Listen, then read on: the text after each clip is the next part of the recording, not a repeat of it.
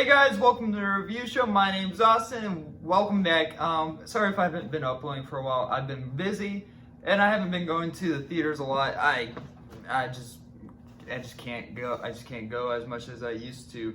But yeah, but I wanted to start getting back into like the ground of this, and so I want to start it off easily. I want to do a worst to best video where I rank a movie series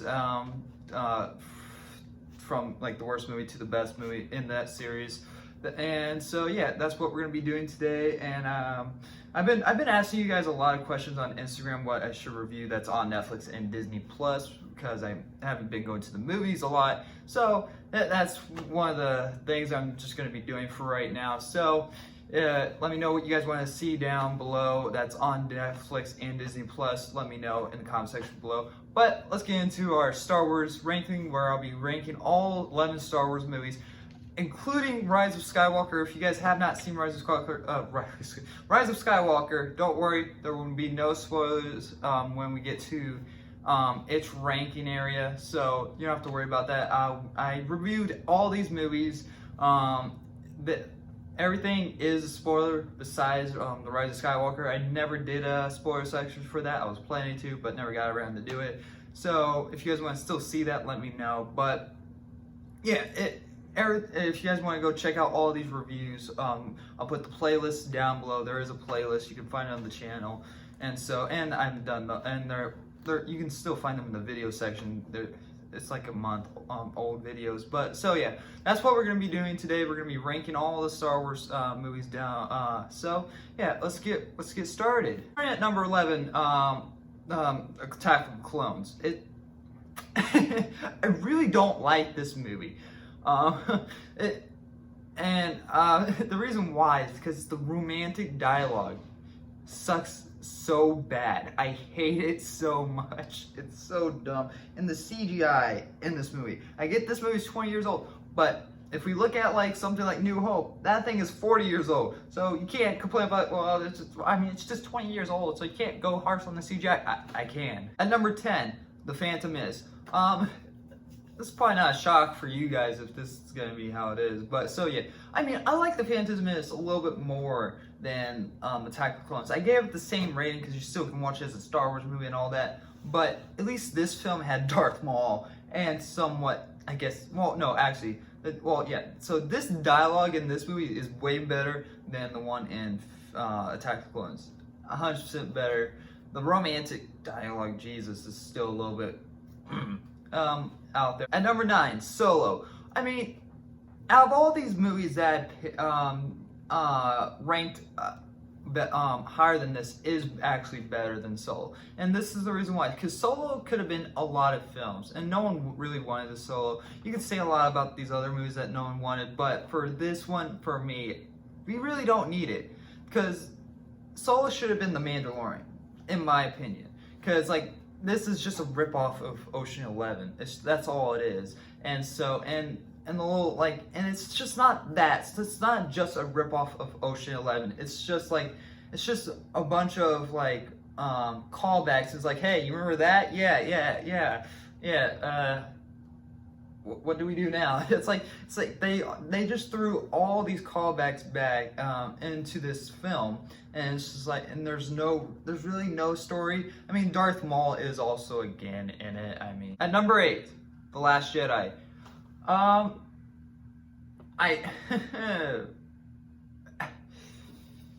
boy.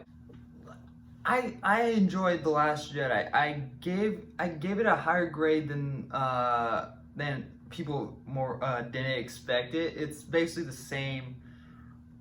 It's like around like with Revenge of the Sith, but Revenge of the Sith is way better. But I mean, like, I don't know. I already said a whole lot about this movie in my review, and a lot of people others said it. I mean, I like it better than Solo, for one. I mean, because they tried to go into a new direction. Solo didn't really try at all, and that's why I really like that film, and that's why it's higher than people expected to be. And so it's because at least it tried, and it gave us and tried to give us a new direction. But I didn't agree with Rian Johnson's direction at all. I mean, I agree with him with Luke becoming more cranky because he's getting older, and that's what we saw with Yoda, and he's been stranded on an island for basically for a very long time. So I mean, that's realistic, and I get people's like, well, this isn't a realistic story at all. But I mean, you still have to have that human side of you in these Star Wars movies to be able to feel connections with any of these characters, and that's why people don't like Rey at all in these sequels, because Rey's just fucking perfect. I mean, there's no reason to care about her because she's technically at this point not human. And at number 7, The Rise of Skywalker. I could have put this way lower than it is, because I could watch Solo over this. That's what and that's. But the thing is, I really wanted to give it a lower rating and put it back on the scale. But the thing is that I can't be too harsh on this film because not Ryan Johnson, J.J. Abrams was put in a really bad corner and and his like whole entire idea of the sequel was basically destroyed, and he was trying to fix it. And so if they would have made this movie into a part 1 and a part 2, I would have been fine with it because I could understand why. But they didn't. And instead they went for this big mess. And so, but there's still enjoyment. It's more enjoyable than The Last Jedi, like joke wise and like entertainment and all that. And it doesn't have a better story consistent than The Last Jedi. But you can at least watch this instead of hating yourself. Because when I was watching this, I wasn't hating the movie. I was just sitting there in kind of confusion in some scenes and disappointment.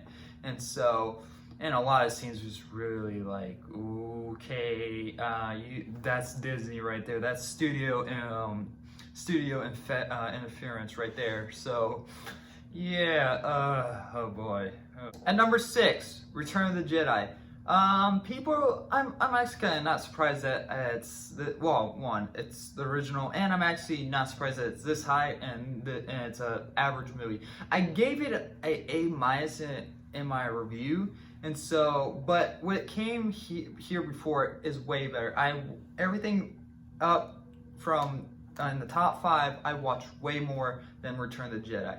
And Return of the Jedi, I would skip like the Ewok scenes and go straight for like the Darth Vader and Luke fight, because I love the music in that fight. It's great stuff, and the fight is just really great. With Emperor Palpatine enticing Luke, it's just great stuff. And I would just skip immediately to that because, I mean, there's not a lot of stuff else before that. Like, so I would skip a lot of that, and that's why it's here at I guess a average rating. Don't yell at me in the comment section below because of my rankings. It's just my ranking. It doesn't affect your ranking. It might affect how you feel about me, I guess. I don't know. But so yeah, it's just like, you know, we're just here to have fun, and so yeah, don't ruin the fun. Just letting you know. Number 5, Revenge of the Sith. I freaking love this movie. This is when I got Disney Plus. I watched the most. Out of all the Star Wars movies that was on Disney Plus, I immediately went to Revenge of the Sith, because that was like my favorite movies out of all the 6 Star Wars movies that were out. And so I would watch that. I watched it on the Hawaii flight, and so I freaking enjoyed this movie as a kid and as now. And so there's nothing else to say about it, because Anakin turning to the dark side was great. He might have turned a little too quick, and so that was a little weird. But I mean, I guess that's George Lucas writing for you. But yeah, so it's just great stuff when we see Anakin start like being Darth Vader, I guess. And so, and it's like, it's good stuff. I mean, he kills children, but it isn't actually kind of good, and I should use my wording better. But I mean, like, it's George Lucas knew what he was doing to capture Anakin's dark side. So I mean, he did great stuff with that, and I really liked it. At number 4, I'm gonna put Episode 4, A New Hope. It's actually kind of funny right there. But yeah, so people are kind of probably rage like, what? The one thing that started this, all this, you're giving it a 4. You're ranking it at a 4. Well, yeah. So I love New Hope. I enjoy it. I love this world because I every time I watch this movie, I go into a mind where I never seen it before. And because when the first time I ever saw this movie, it mind blew me away.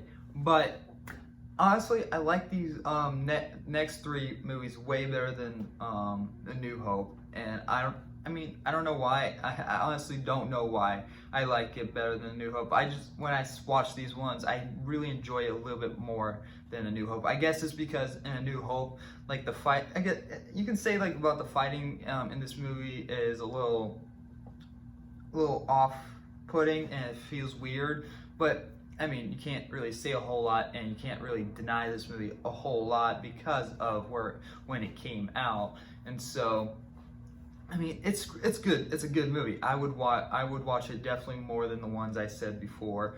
And so, I mean, that's just how I felt like, because I really had a hard time where to put this movie, and it's just landed here. At number 3, Rogue One. I freaking loved this movie when it came into theaters. When I first saw it in theaters, because I saw it 3 times in theaters. It was actually the first Star Wars movie I saw multiple times in theaters. And when I saw it in theaters, I kind of didn't get to finish the movie, so I was kind of a little upset because the lights came on and all that, and the movie stopped working, so we had to leave and all. And so I came back the next day to watch it, and next I saw it a second time again. After that, and so I just really liked this movie. Seeing Darth Vader on the big screen was amazing, and seeing it on the first time seeing a Darth Vader on the big screen, at least for me, was great. When he just comes out, he's just in the darkness, and next his lightsaber goes off, and the whole entire room like lights up in red. It's great stuff, and but I mean there is little problems with it. They don't fully answer questions with these characters, and so it kind of feels a little lopsided. But I mean, if you can get bypass that, it's a great story, and we do learn a little bit about them but not that much as that we just need a little bit more. At number 2, The Force Awakens. At first I was gonna put this one as my number 1, but I mean, this movie, the reason why I didn't make my number 1 is because this, I freaking love this movie, and I really wanted to see what the true arc of Rey was going to be. And people, J.J. Abrams was saying that Emperor Palpatine was always going to come back, and I don't think so. I mean they hinted, I guess, with that jab, but it doesn't mean anything. She never swung a lightsaber ever with her like before. So I mean, I wouldn't be surprised if she did that. Like I don't know. It's just like it's a good story. You see everyone's arc at the beginning and towards the end. You see it come all around, and it's just great stuff. At my number 1 is Empire Strikes Back. I fucking love this movie. This movie is the darkest movie out of all of the Star Wars films, besides Revenge of the Sith. But what beats all of this is because of a great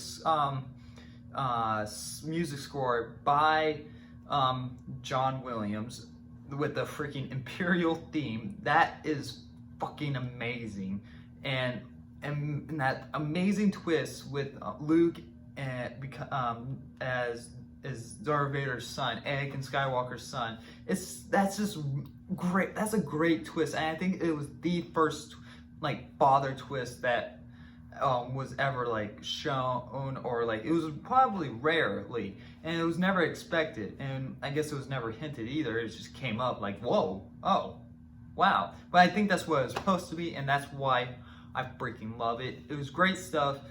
That was my Star Wars ranking. Let me know what you guys, let me know what your guys' Star Wars rankings are, because I would love to know what they are.